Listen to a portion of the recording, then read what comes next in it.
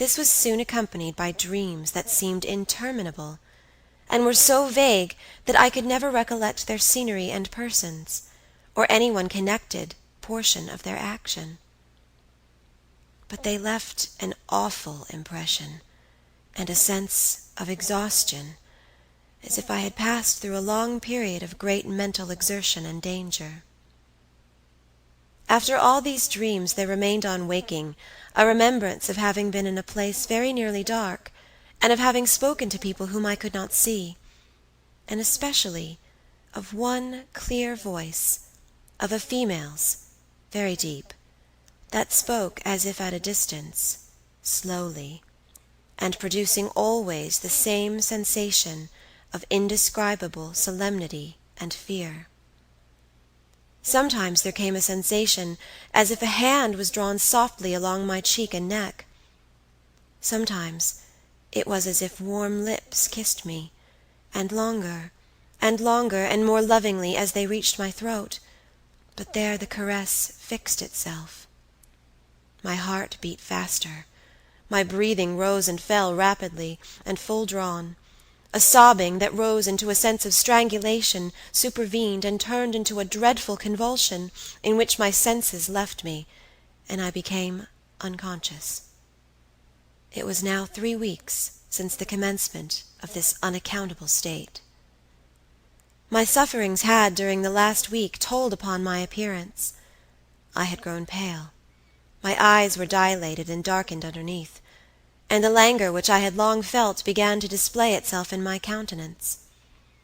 My father asked me often whether I was ill, but with an obstinacy which now seems to me unaccountable, I persisted in assuring him that I was quite well. In a sense this was true. I had no pain. I could complain of no bodily derangement. My complaint seemed to be one of the imagination, or the nerves, and horrible as my sufferings were, I kept them, with a morbid reserve, very nearly to myself. It could not be that terrible complaint which the peasants called the oupire, for I had now been suffering for 3 weeks, and they were seldom ill for much more than 3 days, when death put an end to their miseries. Carmilla complained of dreams and feverish sensations, but by no means of so alarming a kind as mine. I say that mine were extremely alarming. Had I been capable of comprehending my condition, I would have invoked aid and advice on my knees. The narcotic of an unsuspected influence was acting upon me, and my perceptions were benumbed. I am going to tell you now of a dream that led immediately to an odd discovery. One night, instead of the voice I was accustomed to hear in the dark, I heard one, sweet and tender, and at the same time terrible, which said, "Your mother warns you to be aware of the assassin." At the same time a light unexpectedly sprang up, and I saw Carmilla standing near the foot of my bed in her white nightdress, bathed from her chin to her feet in one great stain of blood. I wakened with a shriek, possessed with the idea that Carmilla was being murdered. I remember springing from my bed, and my next recollection is that of standing on the lobby crying for help. Madame and Mademoiselle came scurrying out of their rooms in alarm. A lamp burned always on the lobby, and seeing me, they soon learned the cause of my terror. I insisted on our knocking at Carmilla's door. Our knocking was unanswered. It soon became a pounding and an uproar. We shrieked her name, but all was vain. We all grew frightened, for the door was locked. We hurried back in panic to my room. There we rang the bell long and furiously. If my father's room had been at that side of the house, we would have called him up at once to our aid. But alas, he was quite out of hearing, and to reach him involved an excursion for which we none of us had courage.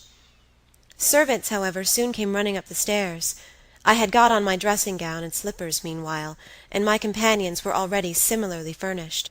Recognizing the voices of the servants on the lobby, we sallied out together, and having renewed as fruitlessly our summons at Carmilla's door, I ordered the men to force the lock.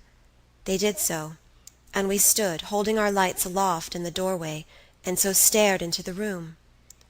We called her by name, but there was still no reply. We looked round the room. Everything was undisturbed. It was exactly in the state in which I had left it on bidding her good night. But Carmilla was gone. Chapter 8. Search.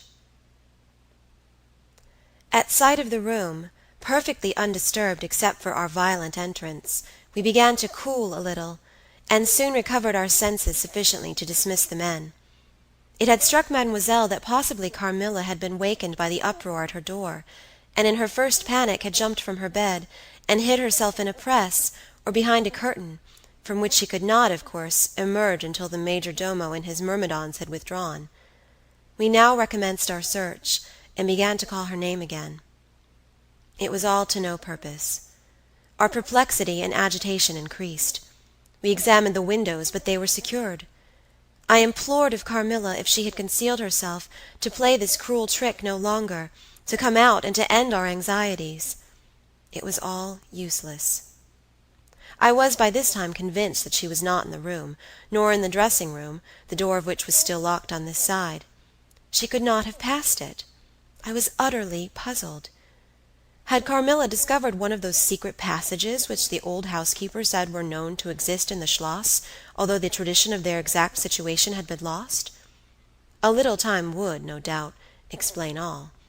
Utterly perplexed as, for the present, we were. It was past 4:00, and I preferred passing the remaining hours of darkness in Madame's room. Daylight brought no solution of the difficulty. The whole household, with my father at its head, was in a state of agitation next morning. Every part of the chateau was searched. The grounds were explored. No trace of the missing lady could be discovered. The stream was about to be dragged. My father was in distraction. What a tale to have to tell the poor girl's mother on her return! I, too, was almost beside myself, though my grief was of quite a different kind. The morning was passed in alarm and excitement.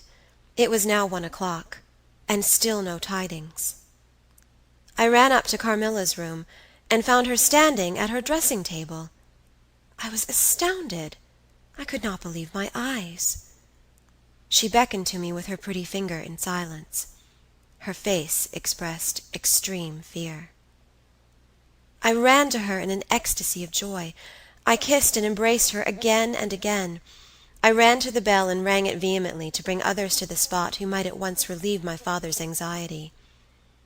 "Dear Carmilla, what has become of you all this time? We have been in agonies of anxiety about you," I exclaimed. "Where have you been? How did you come back?" "Last night has been a night of wonders," she said. "For mercy's sake, explain all you can."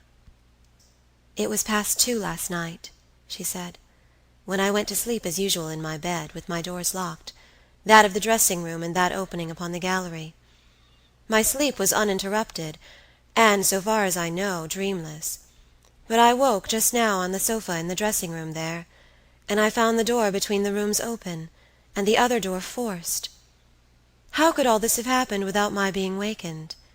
It must have been accompanied with a great deal of noise, and I am particularly easily wakened. And how could I have been carried out of my bed without my sleep having been interrupted, I whom the slightest stir startles?"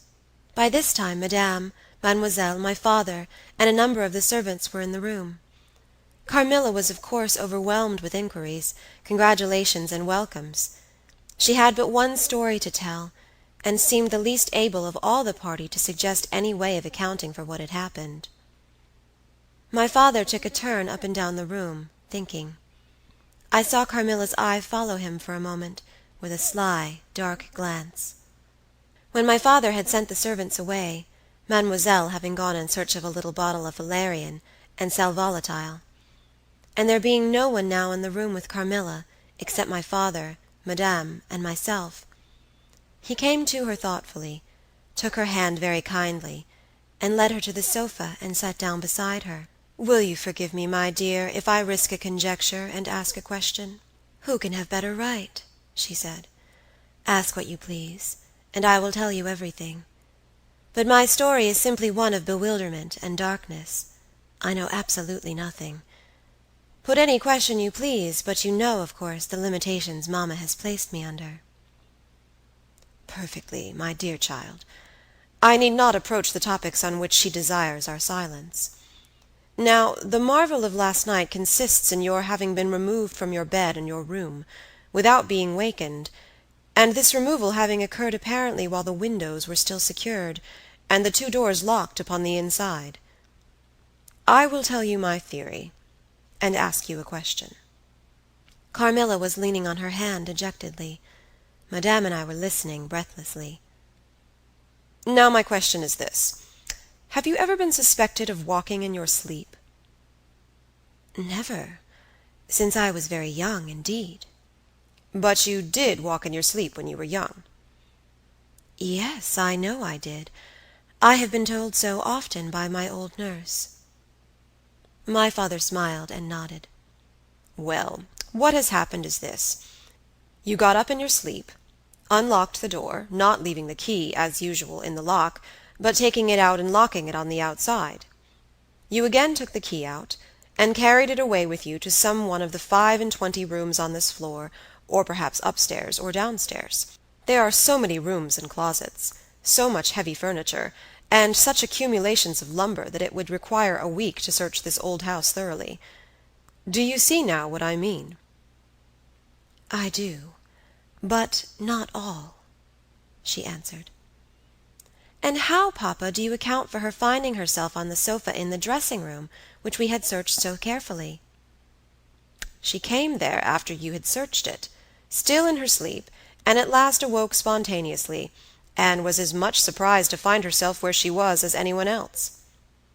I wish all mysteries were as easily and innocently explained as yours, Carmilla," he said, laughing. "And so we may congratulate ourselves on the certainty that the most natural explanation of the occurrence is one that involves no drugging, no tampering with locks, no burglars or poisoners or witches, nothing that need alarm Carmilla or anyone else for our safety." Carmilla was looking charmingly. Nothing could be more beautiful than her tints. Her beauty was, I think, enhanced by that graceful languor that was peculiar to her. I think my father was silently contrasting her looks with mine, for he said, "I wish my poor Laura was looking more like herself," and he sighed.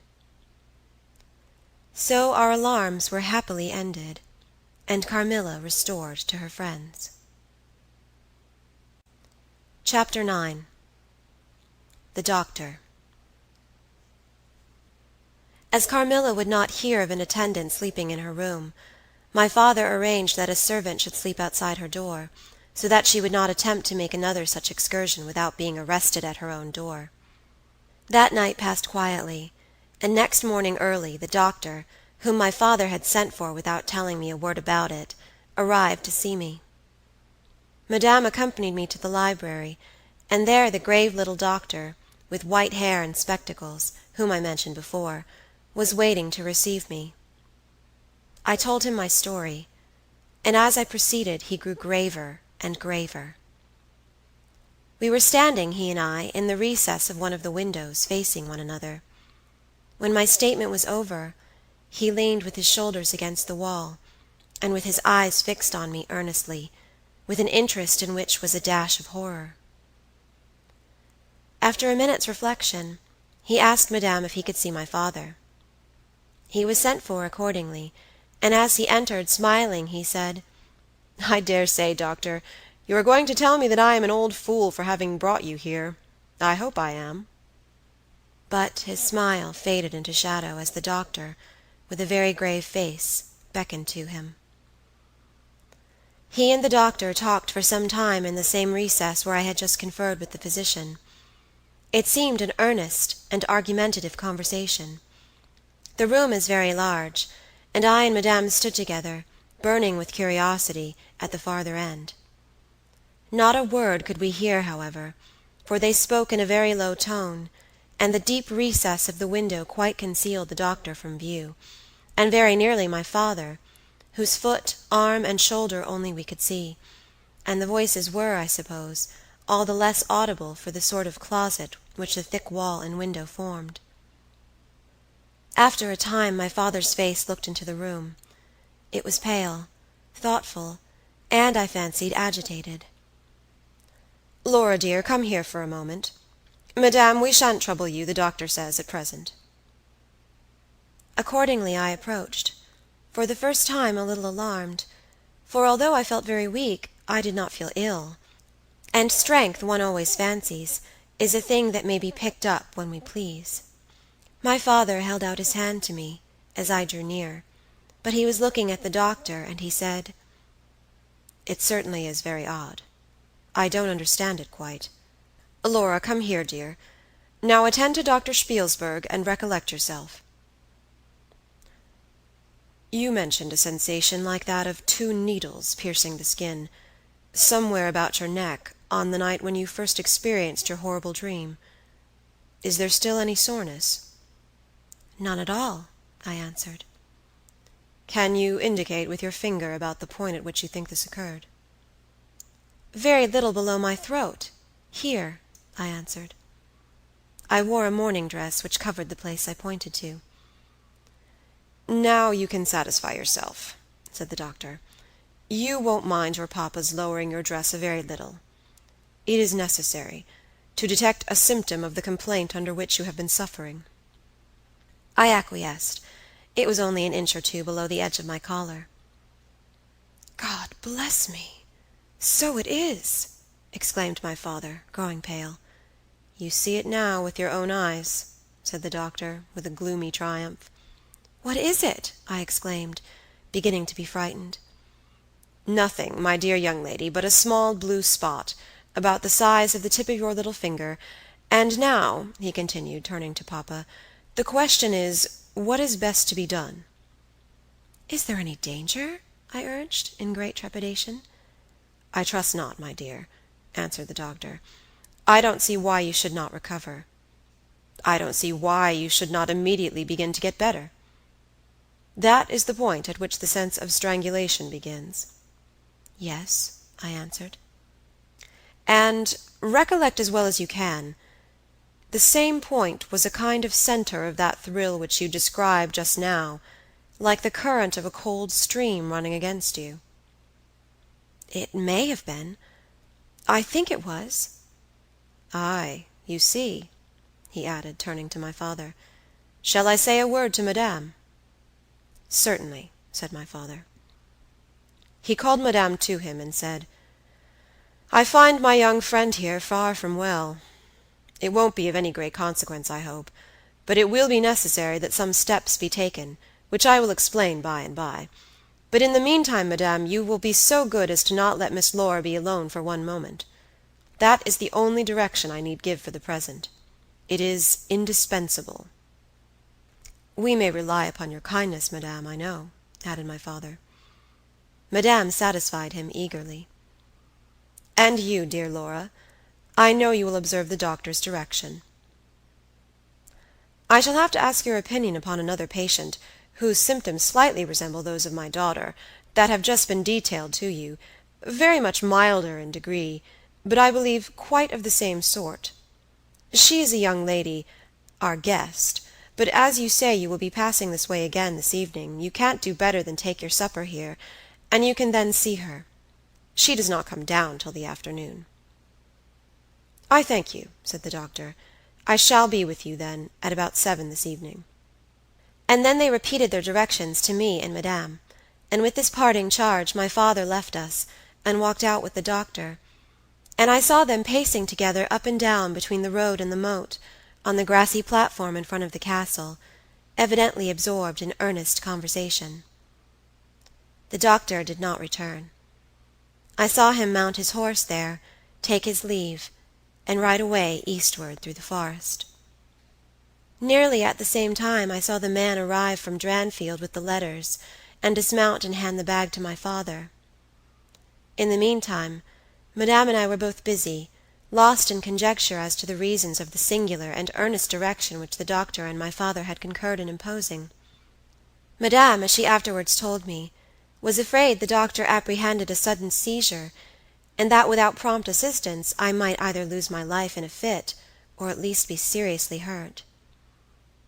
The interpretation did not strike me, and I fancied, perhaps luckily for my nerves, that the arrangement was prescribed simply to secure a companion who would prevent my taking too much exercise, or eating unripe fruit, or doing any of the 50 foolish things to which young people are supposed to be prone. About half an hour after my father came in, he had a letter in his hand, and said, "This letter had been delayed. It is from General Spielsdorf. He might have been here yesterday. He may not come until tomorrow, or he may be here today." He put the letter into my hand, but he did not look pleased, as he used when a guest, especially one so much loved as the General, was coming. On the contrary, he looked as if he wished him at the bottom of the Red Sea. There was plainly something on his mind which he did not choose to divulge. "Papa, darling, will you tell me this?" said I, suddenly laying my hand on his arm, and looking, I am sure, imploringly in his face. "Perhaps," he answered, smoothing my hair caressingly over my eyes. "Does the doctor think me very ill?" "No, dear. He thinks, if right steps are taken, you will be quite well again, at least on the high road to a complete recovery in a day or two," he answered, a little dryly. "I wish our good friend, the General, had chosen any other time. That is, I wish you had been perfectly well to receive him." "But do tell me, papa," I insisted. "What does he think is the matter with me?" "Nothing. You must not plague me with questions," he answered, with more irritation than I ever remember him to have displayed before, and seeing that I looked wounded, I suppose, he kissed me and added, "You shall know all about it in a day or two. That is, all that I know. In the meantime you are not to trouble your head about it." He turned and left the room, but came back before I had done wondering and puzzling over the oddity of all this. It was merely to say that he was going to Karnstein, and had ordered the carriage to be ready at 12, and that I and Madame should accompany him. He was going to see the priest who lived near those picturesque grounds, upon business, and as Carmilla had never seen them, she could follow, when she came down, with Mademoiselle, who would bring materials for what you call a picnic, which might be laid for us in the ruined castle. At 12 o'clock, accordingly, I was ready, and not long after, my father, Madame, and I set out upon our projected drive. Passing the drawbridge, we turned to the right, and followed the road over the steep Gothic bridge, westward, to reach the deserted village and ruined castle of Karnstein. No sylvan drive can be fancied prettier. The ground breaks into gentle hills and hollows, all clothed with beautiful wood, totally destitute of the comparative formality which artificial planting and early culture and pruning impart. The irregularities of the ground often lead the road out of its course, and cause it to wind beautifully round the sides of broken hollows and the steeper sides of the hills, among varieties of ground almost inexhaustible. Turning one of these points, we suddenly encountered our old friend, the General, riding towards us, attended by a mounted servant. His portmanteaus were following in a hired wagon, such as we term a cart. The General dismounted as we pulled up, and after the usual greetings, was easily persuaded to accept the vacant seat in the carriage, and send his horse on with his servant to the Schloss.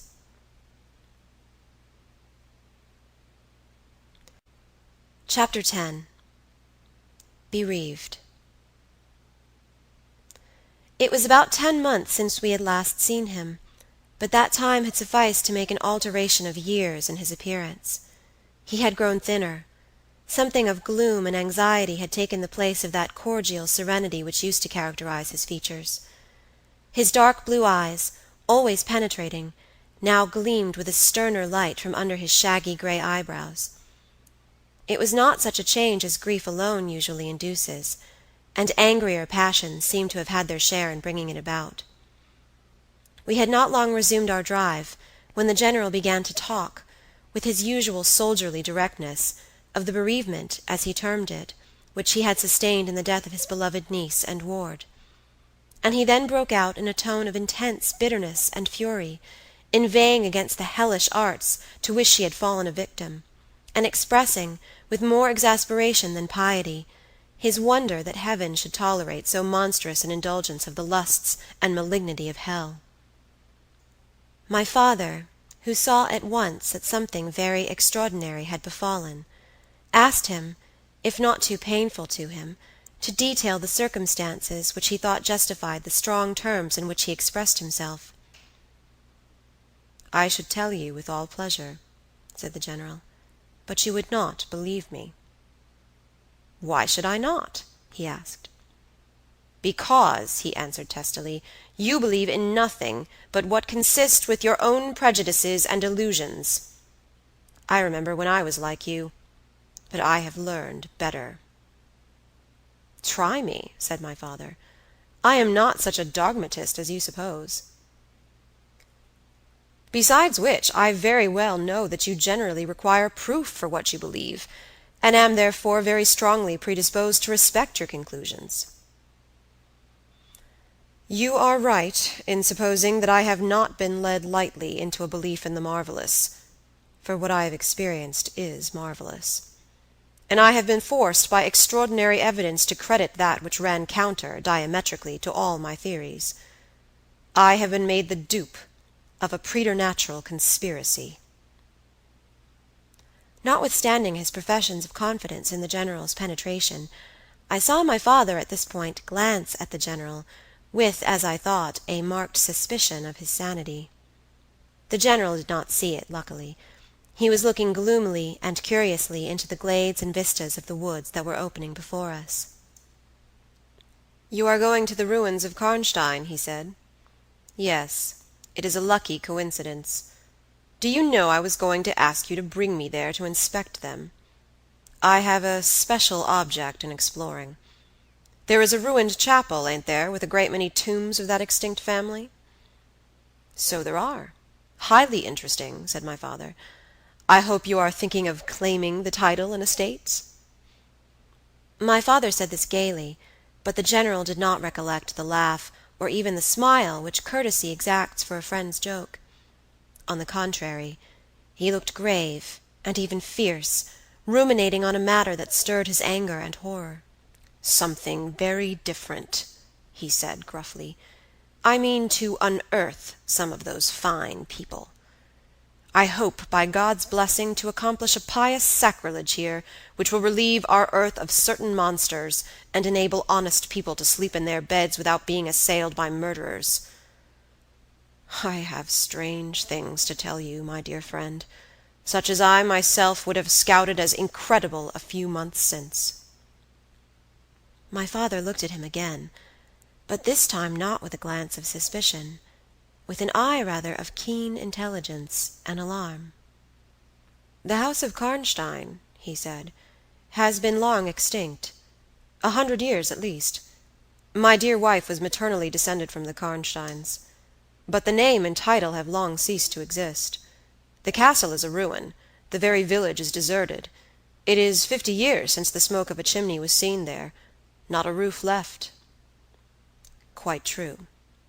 I have heard a great deal about that since I last saw you, a great deal that will astonish you. But I had better relate everything in the order in which it occurred," said the General. "You saw my dear ward, my child, I may call her. No creature could have been more beautiful, and only 3 months ago none more blooming." "Yes, poor thing. When I saw her last she certainly was quite lovely," said my father. "I was grieved and shocked more than I can tell you, my dear friend.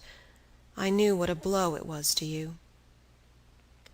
He took the General's hand, and they exchanged a kind pressure. Tears gathered in the old soldier's eyes. He did not seek to conceal them.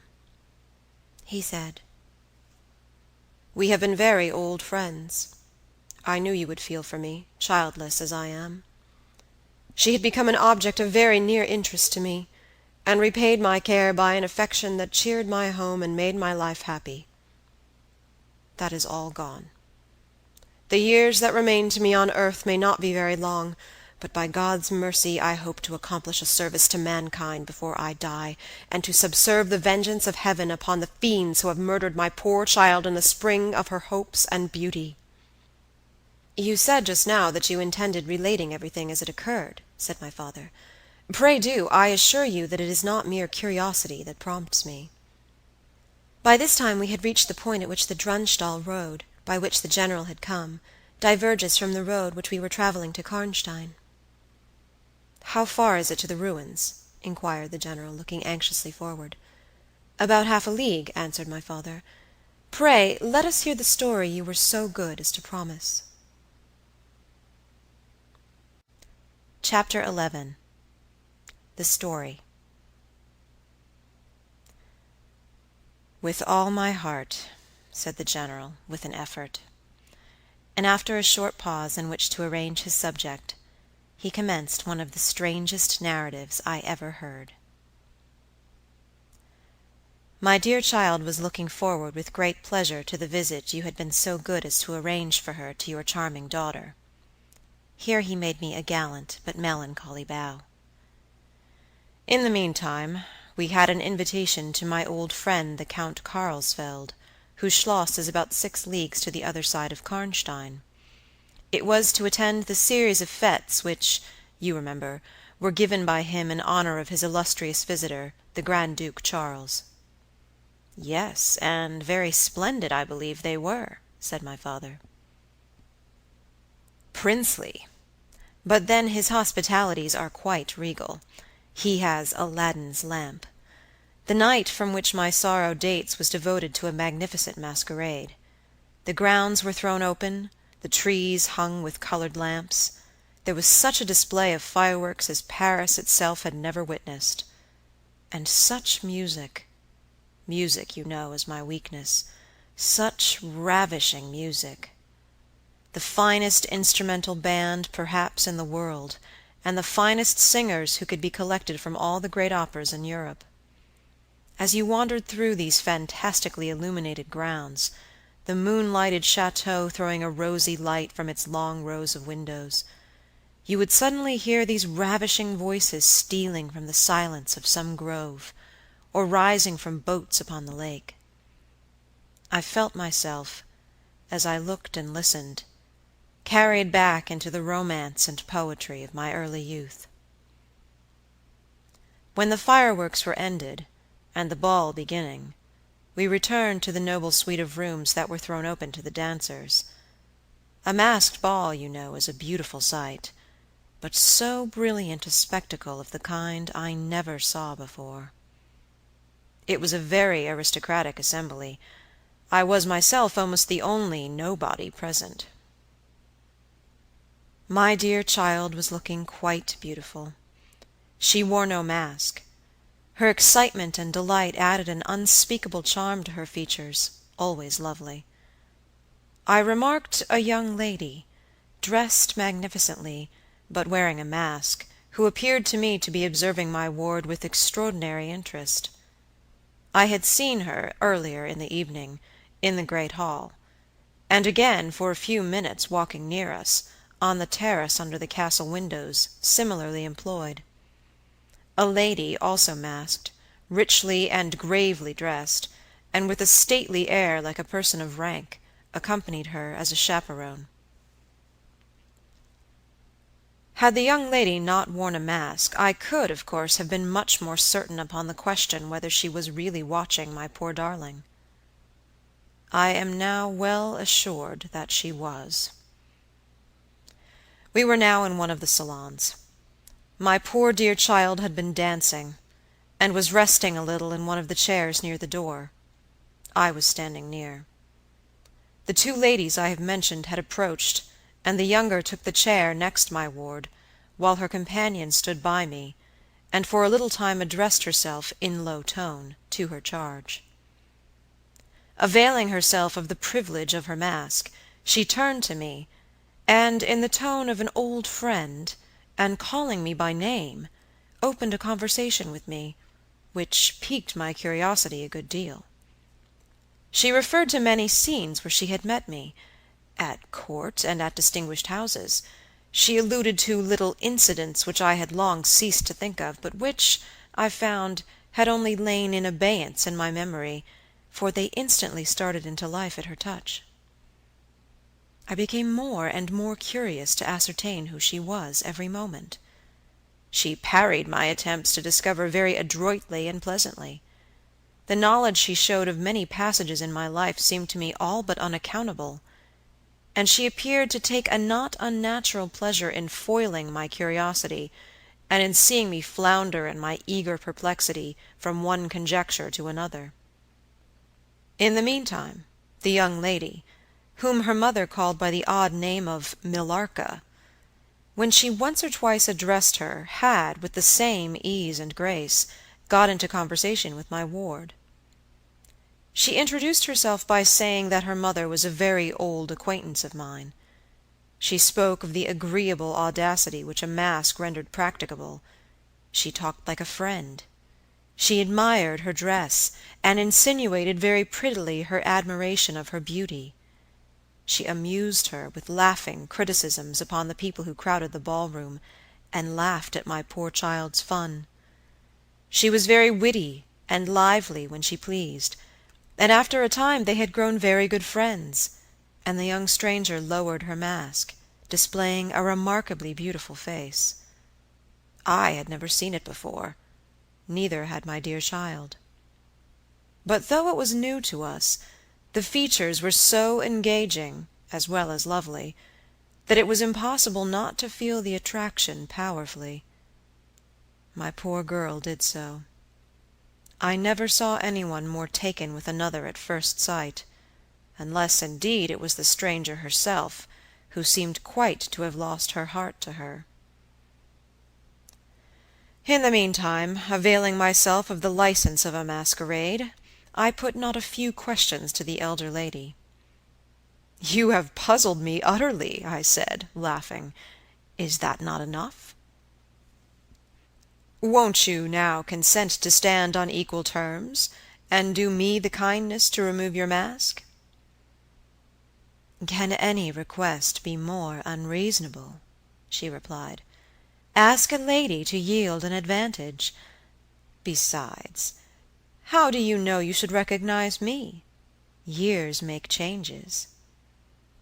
"As you see," I said, with a bow, and I suppose a rather melancholy little laugh. "As philosophers tell us," she said. "And how do you know that a sight of my face would help you?" "I should take chance for that," I answered. "It is vain trying to make yourself out an old woman. Your figure betrays you." "Years, nevertheless, have passed since I saw you, rather since you saw me, for that is what I am considering. Millarca, there, is my daughter. I cannot then be young, even in the opinion of people whom time has taught to be indulgent, and I may not like to be compared with what you remember me. You have no mask to remove. You can offer me nothing in exchange." "My petition is to your pity, to remove it." "And mine to yours, to let it stay where it is," she replied.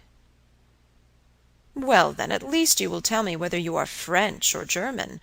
You speak both languages so perfectly." "I don't think I shall tell you that, General. You intend a surprise, and are meditating the particular point of attack." "At all events, you won't deny this," I said, "that being honored by your permission to converse, I ought to know how to address you. Shall I say Madame la Comtesse?" She laughed, and she would no doubt have met me with another evasion, if indeed I can treat any occurrence in an interview every circumstance of which was prearranged, as I now believe, with the profoundest cunning, as liable to be modified by accident. "As to that," she began, but she was interrupted, almost as she opened her lips, by a gentleman, dressed in black, who looked particularly elegant and distinguished, with this drawback, that his face was the most deadly pale I ever saw, except in death. He was in no masquerade, in the plain evening dress of a gentleman, and he said, without a smile, but with a courtly and unusually low bow, "Will Madame la Comtesse permit me to say a very few words which may interest her?" The lady turned quickly to him, and touched her lip in a token of silence. She then said to me, Keep my place for me, General. I shall return when I have said a few words."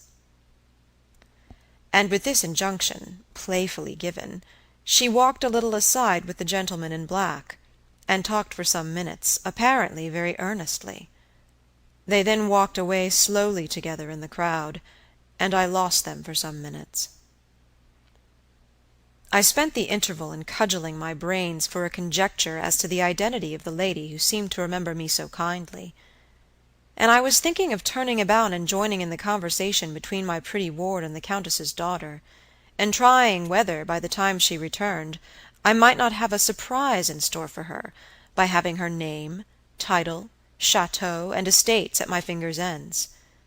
But at this moment she returned, accompanied by the pale man in black, who said, "I shall return, and inform Madame la Comtesse when her carriage is at the door."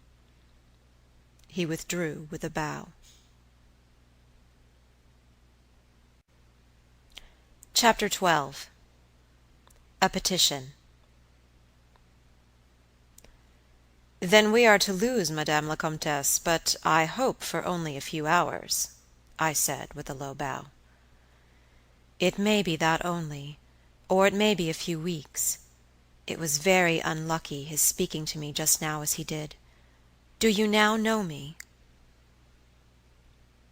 I assured her I did not. "You shall know me," she said, "but not at present. We are older and better friends than perhaps you suspect. I cannot yet declare myself. I shall in 3 weeks pass your beautiful Schloss, about which I have been making enquiries. I shall then look in upon you for an hour or two, and renew a friendship which I never think of without 1,000 pleasant recollections. This moment a piece of news has reached me like a thunderbolt. I must set out now, and travel by a devious route, nearly 100 miles, with all the dispatch that I can possibly make. My perplexities multiply. I am only deterred by the compulsory reserve I practice as to my name from making a very singular request of you. My poor child has not quite recovered her strength. Her horse fell with her, at a hunt which she had ridden out to witness. Her nerves have not yet recovered the shock, and our physician says that she must on no account exert herself for some time to come. We came here, in consequence, by very easy stages, hardly 6 leagues a day. I must now travel day and night, on a mission of life and death, a mission the critical and momentous nature of which I shall be able to explain to you when we meet, as I hope we shall, in a few weeks, without the necessity of any concealment." She went on to make her petition, and it was in the tone of a person from whom such a request amounted to conferring, rather than seeking, a favor. This was only in manner, and, as it seemed, quite unconsciously. Then the terms in which it was expressed, nothing could be more deprecatory. It was simply that I would consent to take charge of her daughter during her absence. This was, all things considered, a strange, not to say an audacious request. She in some sort disarmed me, by stating and admitting everything that could be urged against it, and throwing herself entirely upon my chivalry. At the same moment, by a fatality that seems to have predetermined all that happened, my poor child came to my side, and in an undertone besought me to invite her new friend, Millarca, to pay us a visit. She had just been sounding her, and thought, if her mamma would allow her, she would like it extremely. At another time I should have told her to wait a little, until at least we knew who they were. But I had not a moment to think in. The 2 ladies assailed me together, and, I must confess, the refined and beautiful face of the young lady, about which there was something extremely engaging, as well as the elegance and fire of high birth, determined me, and quite overpowered I submitted, and undertook, too easily, the care of the young lady whom her mother called Millarca. The Countess beckoned to her daughter, who listened with grave attention while she told her, in general terms, how suddenly and peremptorily she had been summoned, and also of the arrangement she had made for her under my care, adding that I was one of her earliest and most valued friends. I made, of course, such speeches as the case seemed to call for, and found myself, on reflection, in a position which I did not half like. The gentleman in black returned, and very ceremoniously conducted the lady from the room. The demeanor of this gentleman was such as to impress me with the conviction that the Countess was a lady of very much more importance than her modest title alone might have led me to assume. Her last charge to me was that no attempt was to be made to learn more about her than I might have already guessed, until her return. Our distinguished host, whose guest she was, knew her reasons. "But here," she said, "neither I nor my daughter could safely remain for more than a day. I removed my mask imprudently for a moment, about an hour ago, and, too late, I fancied you saw me. So I resolved to seek an opportunity of talking a little to you. Had I found out that you had seen me, I would have thrown myself on your high sense of honor to keep my secret some weeks. As it is, I am satisfied that you did not see me. But if you now suspect, or, on reflection, should suspect who I am, I commit myself, in like manner, entirely to your honor. My daughter will observe the same secrecy, and I well know that you will, from time to time, remind her, lest she should thoughtlessly disclose it." She whispered a few words to her daughter, kissed her hurriedly twice, and went away, accompanied by the pale gentleman in black, and disappeared in the crowd. "In the next room," said Millarca, "there is a window that looks upon the hall door. I should like to see the last of mamma, and to kiss my hand to her." We assented, of course, and accompanied her to the window. We looked out and saw a handsome old-fashioned carriage, with a troop of couriers and footmen. We saw the slim figure of the pale gentleman in black, as he held a thick velvet cloak, and placed it about her shoulders and threw the hood over her head. She nodded to him, and just touched his hand with hers. He bowed low repeatedly as the door closed, and the carriage began to move. "She is gone," said Millarca, with a sigh. "She is gone," I repeated to myself, for the first time, in the hurried moments that had elapsed since my consent, reflecting upon the folly of my act. "She did not look up," said the young lady, plaintively. "The Countess had taken off her mask, perhaps, and did not care to show her face," I said, "and she could not know that you were in the window." She sighed and looked in my face. She was so beautiful that I relented. I was sorry I had for a moment repented of my hospitality, and I determined to make her amends for the unavowed churlishness of my reception. The young lady, replacing her mask, joined my ward in persuading me to return to the grounds, where the concert was soon to be renewed. We did so, and walked up and down the terrace that lies under the castle windows. Millarca became very intimate with us, and amused us with lively descriptions and stories of most of the great people whom we saw upon the terrace. I liked her more and more every minute. Her gossip, without being ill-natured, was extremely diverting to me, who had been so long out of the great world. I thought what life she would give to our sometimes lonely evenings at home. This ball was not over until the morning sun had almost reached the horizon. It pleased the Grand Duke to dance till then, so loyal people could not go away, or think of bed. We had just got through a crowded saloon, when my ward asked me what had become of Millarca. I thought she had been by her side, and she fancied she was by mine. The fact was, we had lost her. All my efforts to find her were in vain. I feared that she had mistaken, in the confusion of a momentary separation from us, other people for her new friends, and had possibly pursued and lost them in the extensive grounds which were thrown open to us. Now, in its full force, I recognized a new folly in my having undertaken the charge of a young lady without so much as knowing her name, and fettered as I was by promises, of the reasons for imposing which I knew nothing, I could not even point my inquiries by saying that the missing young lady was the daughter of the Countess who had taken her departure a few hours before. Morning broke.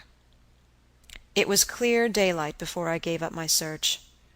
It was not till near 2 o'clock next day that we heard anything of my missing charge. At about that time a servant knocked at my niece's door, to say that he had been earnestly requested by a young lady, who appeared to be in great distress, to make out where she could find the General Baron Spielsdorf and the young lady his daughter, in whose charge she had been left by her mother. There could be no doubt, notwithstanding the slight inaccuracy, that our young friend had turned up, and so she had. Would to heaven we had lost her. She told my poor child a story to account for her having failed to recover us for so long. Very late, she said, she had got to the housekeeper's bedroom in despair of finding us, and had then fallen into a deep sleep, which, long as it was, had hardly sufficed to recruit her strength after the fatigues of the ball. That day Millarca came home with us. I was only too happy, after all, to have secured so charming a companion for my dear girl. Chapter 13. The Woodman. There soon, however, appeared some drawbacks. In the first place, Millarca complained of extreme languor, the weakness that remained after her late illness, and she never emerged from her room till the afternoon was pretty far advanced. In the next place, it was accidentally discovered, although she always locked her door on the inside, and never disturbed the key from its place till she admitted the maid to assist at her toilet, that she was undoubtedly sometimes absent from her room in the very early morning, and at various times later in the day, before she wished it to be understood that she was stirring. She was repeatedly seen from the windows of the schloss, in the first faint grey of the morning, walking through the trees, in an easterly direction, and looking like a person in a trance. This convinced me that she walked in her sleep. But this hypothesis did not solve the puzzle. How did she pass out from her room, leaving the door locked on the inside? How did she escape from the house without unbarring door or window? In the midst of my perplexities, an anxiety of a far more urgent kind presented itself.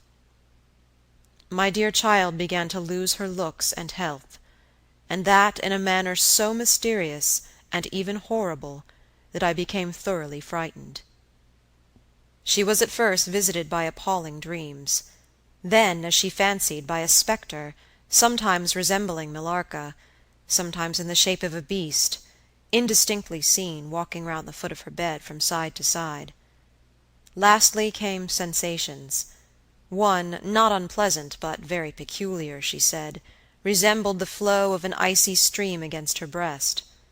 At a later time she felt something like a pair of large needles pierce her, a little below the throat, with a very sharp pain. A few nights after followed a gradual and convulsive sense of strangulation. Then came unconsciousness. I could hear distinctly every word the kind old General was saying, because by this time we were driving upon the short grass that spreads on either side of the road as you approach the roofless village, which had not shown the smoke of a chimney for more than half a century. You may guess how strangely I felt as I heard my own symptoms so exactly described in those which had been experienced by the poor girl, who, but for the catastrophe which followed, would have been at that moment a visitor at my father's chateau. You may suppose, also, how I felt as I heard him detail habits and mysterious peculiarities which were, in fact, those of our beautiful guest, Carmilla. A vista opened in the forest.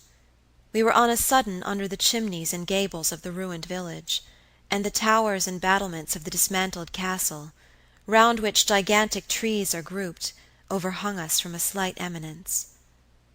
In a frightened dream I got down from the carriage, and in silence, for we had each abundant matter for thinking. We soon mounted the ascent, and were among the spacious chambers, winding stairs, and dark corridors of the castle.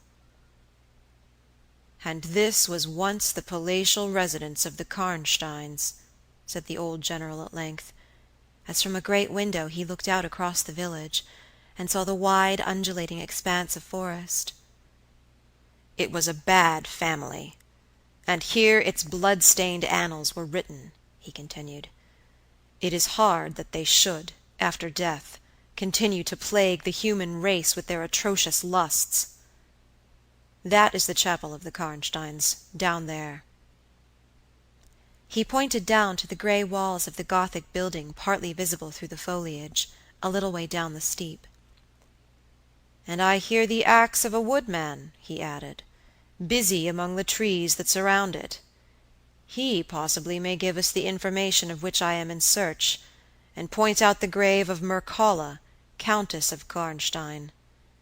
These rustics preserve the local traditions of great families, whose stories die out among the rich and titled so soon as the families themselves become extinct. We have a portrait at home of Mircalla, the Countess Karnstein. Should you like to see it?" asked my father. "Time enough, dear friend," replied the general. "I believe that I have seen the original, and one motive which has led me to you earlier than I first intended was to explore the chapel which we are now approaching." "What! See the Countess Mircalla?" exclaimed my father. "Why, she has been dead more than a century." "Not so dead as you fancy, I am told," answered the general. "I confess, General, you puzzle me utterly," replied my father, looking at him, I fancied for a moment with a return of the suspicion I detected before. But although there was anger and detestation at times in the old general's manner, there was nothing flighty. "There remains to me," he said, as we passed under the heavy arch of the Gothic church, for its dimensions would have justified its being so styled, "but one object which can interest me during the few years that remain to me on earth, and that is to wreak on her the vengeance which I thank God may still be accomplished by a mortal man." "What vengeance can you mean?" asked my father, in increasing amazement. "I mean to decapitate the monster," he answered, with a fierce flush, and a stamp that echoed mournfully through the hollow ruin, and his clenched hand was at the same moment raised, as if it grasped the handle of an axe, while he shook it ferociously in the air. "What?" exclaimed my father, more than ever bewildered. "To strike her head off." "Cut her head off?" "Aye, with a hatchet, with a spade, or with anything that can cleave through her murderous throat. You shall hear," he answered, trembling with rage. And hurrying forward, he said, "That beam will answer for a seat. Your dear child is fatigued. Let her be seated, and I will in a few sentences close my dreadful story." The squared block of wood, which lay on the grass-grown pavement of the chapel, formed a bench on which I was very glad to seat myself, and in the meantime the general called to the woodman, who had been removing some boughs which leaned upon the old walls, and, axe in hand, the hardy old fellow stood before us. He could not tell us anything of these monuments, but there was an old man, he said, a ranger of this forest, at present sojourning in the house of the priest, about 2 miles away, who could point out every monument of the old Karnstein family, and for a trifle he undertook to bring him back with him, if we would lend him one of our horses, in little more than half an hour. "Have you been long employed about this forest?" asked my father of the old man. "I have been a woodman here," he answered in his patois, "under the forester, all my days. So has my father before me, and so on, as many generations as I can count up. I could show you the very house in the village here in which my ancestors lived." "How came the village to be deserted?" asked the general. "It was troubled by revenants, sir. Several were tracked to their graves, there detected by the usual tests, and extinguished in the usual way, by decapitation, by the stake, and by burning, but not until many of the villagers were killed. But after all these proceedings according to law," he continued, "so many graves opened and so many vampires deprived of their horrible animation, the village was not relieved. But a Moravian nobleman, who happened to be traveling this way, heard how matters were, and being skilled, as many people are in his country, in such affairs, he offered to deliver the village from its tormentor. He did so thus. There being a bright moon that night, he ascended, shortly after sunset, the towers of the chapel here, from whence he could distinctly see the churchyard beneath him. You can see it from that window. From this point he watched until he saw the vampire come out of his grave, and place near it the linen clothes in which he had been folded, and then glide away towards the village to plague its inhabitants. The stranger, having seen all this, came down from the steeple, took the linen wrappings of the vampire, and carried them up to the top of the tower, which he again mounted. When the vampire returned from his prowlings and missed his clothes, he cried furiously to the Moravian, whom he saw at the summit of the tower, and who, in reply, beckoned him to ascend and take them. Whereupon the vampire, accepting his invitation, began to climb the steeple, and so soon as he had reached the battlements, the Moravian, with a stroke of his sword, clove his skull in twain, hurling him down to the churchyard, whither, descending by the winding stairs, the stranger followed and cut his head off, and next day delivered it and the body to the villagers, who duly impaled and burnt them. This Moravian nobleman had authority from the then head of the family to remove the tomb of Mircalla, Countess Karnstein, which he did effectually, so that in a little while its site was quite forgotten. "Can you point out where it stood?" asked the general eagerly. The forester shook his head and smiled. "Not a soul living can tell you that now," he said. "Besides, they say her body was removed, but no one is sure of that either." Having thus spoken, as time pressed, he dropped his axe and departed, leaving us to hear the remainder of the general's strange story. Chapter 14. The Meeting. "My beloved child," he resumed, "was now growing rapidly worse. The physician who attended her had failed to produce the slightest impression on her disease, for such I then supposed it to be. He saw my alarm, and suggested a consultation. I called in an abler physician from Gratz. Several days elapsed before he arrived. He was a good and pious as well as a learned man. Having seen my poor ward together, they withdrew to my library to confer and discuss. I, from the adjoining room, where I awaited their summons, heard these two gentlemen's voices raised in something sharper than a strictly philosophical discussion. I knocked at the door and entered. I found the old physician from Gratz maintaining his theory. His rival was combating it with undisguised ridicule, accompanied with bursts of laughter. This unseemly manifestation subsided, and the altercation ended on my entrance. "Sir," said my first physician, "my learned brother seems to think that you want a conjurer and not a doctor."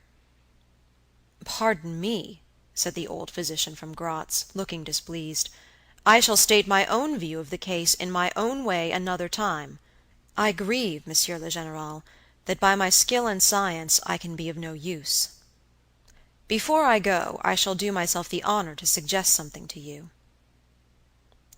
He seemed thoughtful, and sat down at a table and began to write. Profoundly disappointed, I made my bow, and as I turned to go the other doctor pointed over his shoulder to his companion, who was writing, and then with a shrug significantly touched his forehead. This consultation, then, left me precisely where I was. I walked out into the grounds, all but distracted. The doctor from Gratz in 10 or 15 minutes overtook me. He apologized for having followed me, but said that he could not conscientiously take his leave without a few words more. He told me that he could not be mistaken. No natural disease exhibited the same symptoms, and that death was already very near. There remained, however, a day, or possibly 2, of life. If the fatal seizure were at once arrested, with great care and skill her strength might possibly return. But all hung now upon the confines of the irrevocable. One more assault might extinguish the last spark of vitality which is every moment ready to die. "And what is the nature of the seizure you speak of?" I entreated. "I have stated all fully in this note, which I place in your hands upon the distinct condition that you send for the nearest clergyman, and open my letter in his presence, and on no account read it till he is with you. You would despise it else, and it is a matter of life and death. Should the priest fail you, then, indeed you may read it." He asked me, before taking his leave finally, whether I would wish to see a man curiously learned upon the very subject, which, after I had read his letter, would probably interest me above all others, and he urged me earnestly to invite him to visit him there, and so took his leave. The ecclesiastic was absent, and I read the letter by myself. At another time or in another case it might have excited my ridicule. But into what quackeries will not people rush for a last chance, where all accustomed means have failed, and the life of a beloved object is at stake? Nothing, you will say, could be more absurd than the learned man's letter. It was monstrous enough to have consigned him to a madhouse. He said that the patient was suffering from the visits of a vampire. The punctures which she described as having occurred near the throat were, he insisted, the insertion of those 2 long, thin, and sharp teeth which, it is well known, are peculiar to vampires, and there could be no doubt, he added, as to the well-defined presence of the small, livid mark, which all concurred in describing as that induced by the demon's lips, and every symptom described by the sufferer was in exact conformity with those recorded in every case of a similar visitation. Being myself wholly skeptical as to the existence of any such portent as the vampire, the supernatural theory of the good doctor furnished, in my opinion, but another instance of learning and intelligence oddly associated with some one hallucination. I was so miserable, however, that rather than try nothing, I acted upon the instructions of the letter. I concealed myself in the dark dressing-room that opened upon the poor patient's room, in which a candle was burning, and watched there till she was fast asleep. I stood at the door, peeping through the small crevice, my sword laid on the table beside me, as my directions prescribed, until a little after 1, I saw a large black object, very ill-defined, crawl, as it seemed to me, over the foot of the bed, and swiftly spread itself up to the poor girl's throat, where it swelled, in a moment, into a great palpitating mass. For a few moments I had stood petrified. I now sprang forward with my sword in my hand. The black creature suddenly contracted towards the foot of the bed, glided over it, and standing on the floor about a yard below the foot of the bed, with a glare of skulking ferocity and horror fixed on me, I saw Millarca. Speculating I know not what, I struck at her instantly with my sword, but I saw her standing near the door, unscathed. Horrified, I pursued and struck again. She was gone, and my sword flew to shivers against the door. I can't describe to you all that passed on that horrible night. The whole house was up and stirring. The spectre Millarca was gone, but her victim was sinking fast, and before the morning dawned, she died. The old general was agitated. We did not speak to him. My father walked to some little distance, and began reading the inscriptions on the tombstones, and thus occupied he strolled into the door of a side chapel to prosecute his researches. The general leaned against the wall, dried his eyes, and sighed heavily. I was relieved on hearing the voices of Carmilla and Madame, who were at that moment approaching. The voices died away. In this solitude, having just listened to so strange a story, connected as it was with the great and titled dead, whose monuments were mouldering among the dust and ivy around us, and every incident of which bore so awfully upon my own mysterious case. In this haunted spot, darkened by the towering foliage that rose on every side, dense and high above its noiseless walls, a horror began to steal over me, and my heart sank as I thought that my friends were, after all, not about to enter and disturb this triste and ominous scene. The old General's eyes were fixed on the ground, as he leaned with his hand upon the basement of a shattered monument. Under a narrow, arched doorway, surmounted by one of those demoniacal grotesques in which the cynical and ghastly fancy of old Gothic carving delights, I saw very gladly the beautiful face and figure of Carmilla entering the shadowy chapel. I was just about to rise and speak, and nodded smiling in answer to her peculiarly engaging smile, when with a cry the old man by my side caught up the woodman's hatchet and started forward. On seeing him a brutalized change came over her features. It was an instantaneous and horrible transformation as she made a crouching step backwards. Before I could utter a scream, he struck at her with all his force, but she dived under his blow, and unscathed caught him in her tiny grasp by the wrist. He struggled for a moment to release his arm, but his hand opened, the axe fell to the ground, and the girl was gone. He staggered against the wall. His gray hair stood upon his head, and a moisture shone over his face as if he were at the point of death. The frightful scene had passed in a moment. The first thing I recollect after is Madame standing before me, and impatiently repeating again and again the question, "Where is Mademoiselle Carmilla?" I answered at length, "I don't know. I can't tell. She went there," and I pointed to the door through which Madame had just entered, "only a minute or two since. But I have been standing there, in the passage, ever since Mademoiselle Carmilla entered, and she did not return." She then began to call, "Carmilla!" through every door and passage and from the windows, but no answer came. "She called herself Carmilla?" asked the General, still agitated. "Carmilla, yes," I answered. "Ay," he said, "that is Millarca. That is the same person who long ago was called Mircalla, Countess Karnstein. Depart from this accursed ground, my poor child, as quickly as you can. Drive to the clergyman's house, and stay there till we come. Begone! May you never behold Carmilla more. You will not find her here." Chapter 15. Ordeal and Execution. As he spoke, one of the strangest-looking men I ever beheld entered the chapel at the door through which Carmilla had made her entrance and her exit. He was tall, narrow-chested, stooping, with high shoulders, and dressed in black. His face was brown, and dried in with deep furrows. He wore an oddly shaped hat with a broad leaf. His hair, long and grizzled, hung on his shoulders.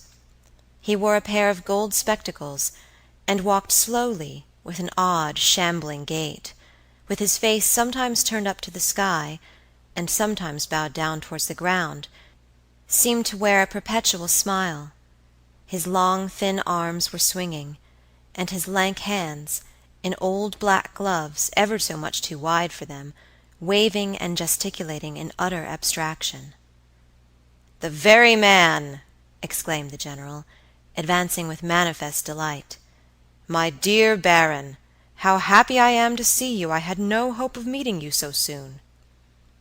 He signed to my father, who had by this time returned, and leading the fantastic old gentleman, whom he called the Baron, to meet him. He introduced him formally, and they at once entered into earnest conversation. The stranger took a roll of paper from his pocket, and spread it on the worn surface of a tomb that stood by. He had a pencil case in his fingers, with which he traced imaginary lines from point to point on the paper, which from their often glancing from it together at certain points of the building, I concluded to be a plan of the chapel. He accompanied what I may term his lecture with occasional readings from a dirty little book, whose yellow leaves were closely written over. They sauntered together down the side aisle, opposite to the spot where I was standing, conversing as they went. Then they began measuring distances by paces, and finally they all stood together, facing a piece of the side wall, which they began to examine with great minuteness, pulling off the ivy that clung over it, and rapping the plaster with the ends of their sticks, scraping here and knocking there. At length they ascertained the existence of a broad marble tablet, with letters carved in relief upon it. With the assistance of the woodman, who soon returned, a monumental inscription and carved escutcheon were disclosed. They proved to be those of the long-lost monument of Mircalla, Countess Karnstein. The old general, though not, I fear, given to the praying mood, raised his hands and eyes to heaven in mute thanksgiving for some moments. "Tomorrow," I heard him say, "the commissioner will be here, and the inquisition will be held according to law." Then turning to the old man with the gold spectacles, whom I have described, he shook him warmly by both hands and said, "Baron, how can I thank you? How can we all thank you? You will have delivered this region from a plague that has scourged its inhabitants for more than a century. The horrible enemy, thank God, is at last tracked." My father led the stranger aside, and the general followed.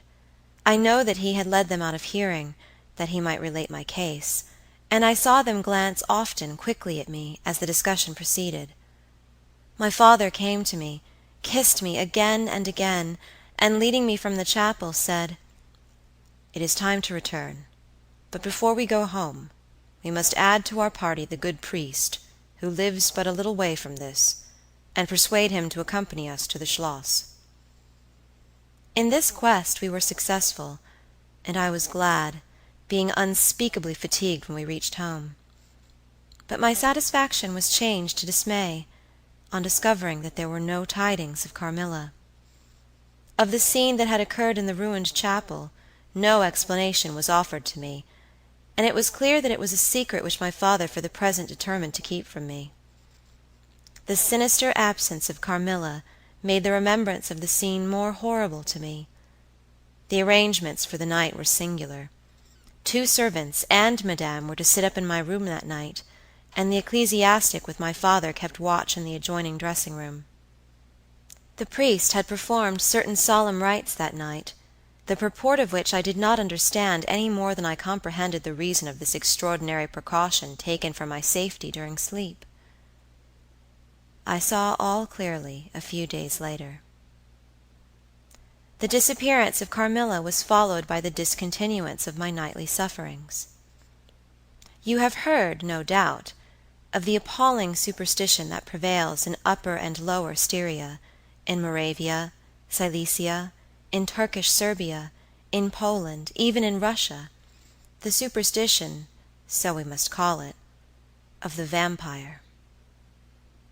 If human testimony, taken with every care and solemnity, judicially, before commissions innumerable, each consisting of many members, all chosen for integrity and intelligence, and constituting reports more voluminous perhaps than exist upon any one other class of cases, is worth anything, it is difficult to deny, or even to doubt the existence of such a phenomenon as the vampire.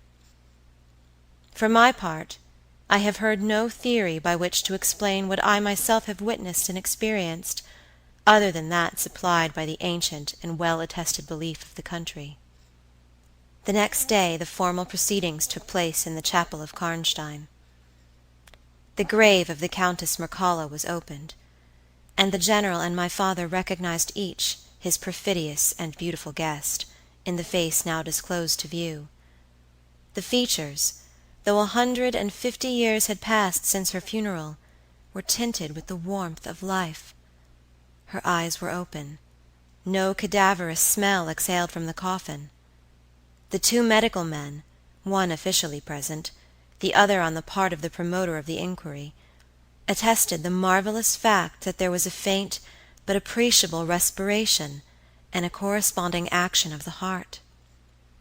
The limbs were perfectly flexible, the flesh elastic, and the leaden coffin floated with blood, in which to a depth of 7 inches the body lay immersed. Here, then, were all the admitted signs and proofs of vampirism.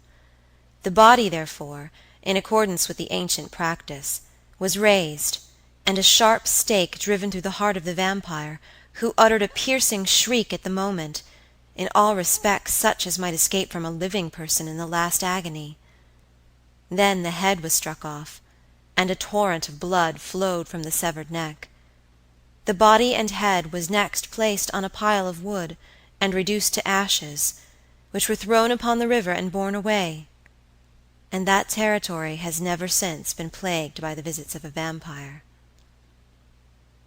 My father has a copy of the report of the Imperial Commission, with the signatures of all who were present at these proceedings, attached in verification of the statement. It is from this official paper that I have summarized my account of this last shocking scene. Chapter 16. Conclusion. I write all this, you suppose, with composure, but far from it. I cannot think of it without agitation. Nothing but your earnest desire, so repeatedly expressed, could have induced me to sit down to a task that has unstrung my nerves for months to come, and re-induced a shadow of the unspeakable horror which years after my deliverance continued to make my days and nights dreadful, and solitude insupportably terrific. Let me add a word or two about that quaint Baron Vordenburg, to whose curious lore we were indebted for the discovery of the Countess Mircalla's grave. He had taken up his abode in Gratz, where, living upon a mere pittance, which was all that remained to him of the once princely estates of his family in Upper Styria, he devoted himself to the minute and laborious investigation of the marvelously authenticated tradition of vampirism. He had at his fingers' ends all the great and little works upon the subject. Magia Postuma, Phlegon de Mirabilibus, Augustinus de Cura Pro Mortuis, Philosophicae et Christianae Cogitationes de Vampiris, by John Christopher Herenberg, and 1,000 others, among which I remember only a few of those which he lent to my father. He had a voluminous digest of all the judicial cases, from which he had extracted a system of principles that appear to govern, some always and others occasionally only, the condition of the vampire. I may mention, in passing, that the deadly pallor attributed to that sort of revenants is a mere melodramatic fiction. They present in the grave, and when they show themselves in human society, the appearance of healthy life.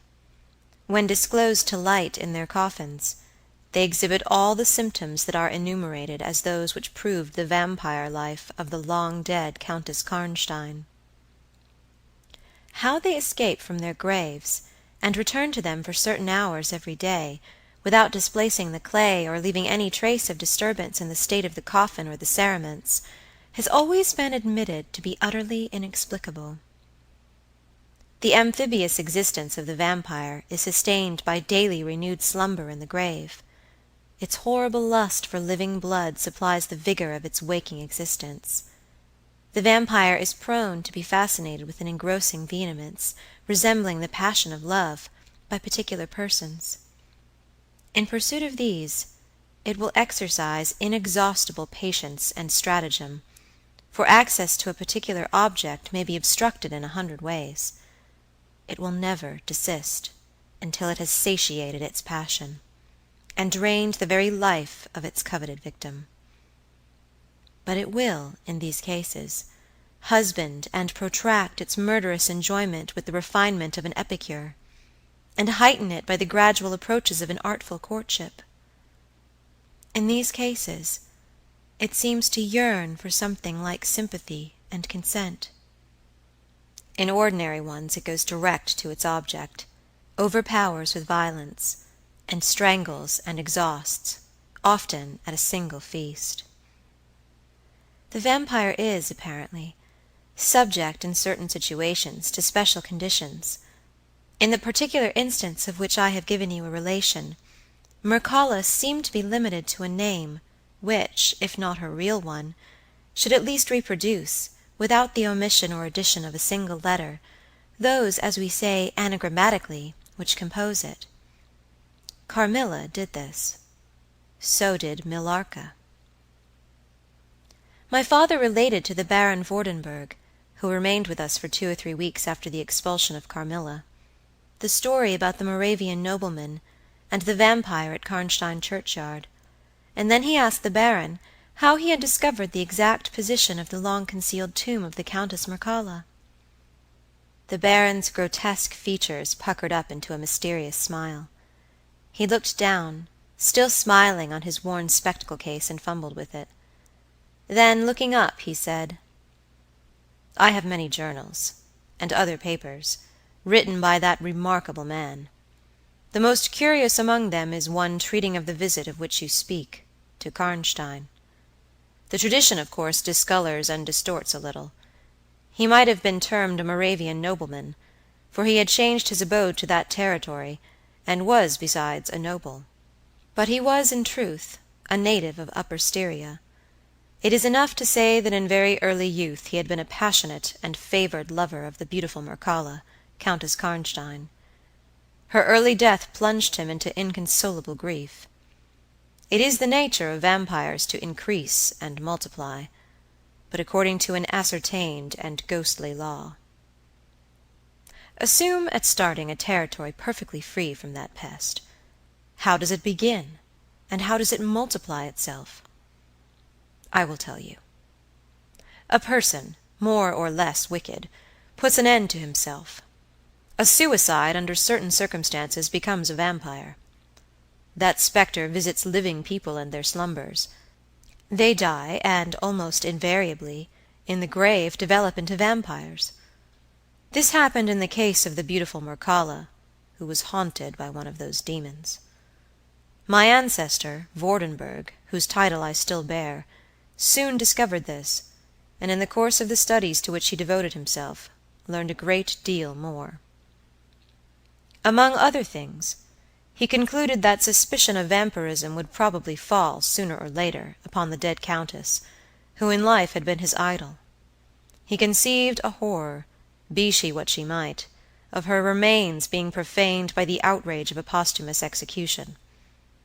He has left a curious paper to prove that the vampire, on its expulsion from its amphibious existence, is projected into a far more horrible life, and he resolved to save his once beloved Mircalla from this. He adopted the stratagem of a journey here, a pretended removal of her remains, and a real obliteration of her monument. When age had stolen upon him, and from the veil of years, he looked back on the scenes he was leaving, he considered, in a different spirit, what he had done, and a horror took possession of him. He made the tracings and notes which have guided me to the very spot, and drew up a confession of the deception that he had practiced. If he had intended any further action in this matter, death prevented him, and the hand of a remote descendant has, too late for many, directed the pursuit to the lair of the beast.